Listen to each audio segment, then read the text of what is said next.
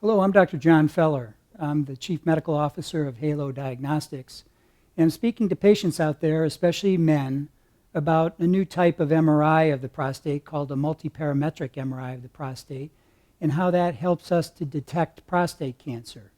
Turns out this new type of prostate MRI, which takes anatomic images of the prostate, as well as images that are functional type images and physiologic images, help us to detect clinically significant prostate cancers sooner and clinically insignificant prostate cancers less often than the old test that we used to use, which was a random biopsy of the prostate gland done under ultrasound guidance.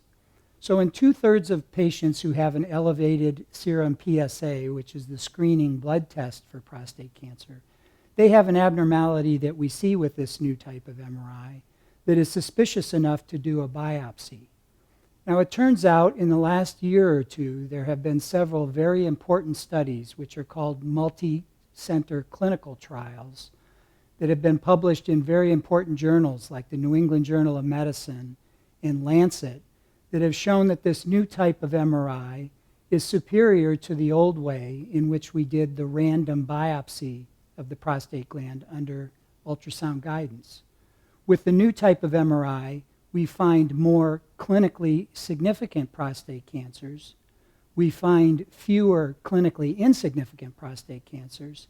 And we reduce the number of biopsies that the patient needs to undergo compared to the old transrectal ultrasound-guided biopsy, which we now call poke and hope because it was just a random blinded type of a biopsy. So now the prostate gland is finally similar to every other organ in the body, where if we're concerned about cancer and we do imaging, instead of doing a random biopsy, instead we do an MRI and we do a targeted biopsy of any suspicious abnormality that we see.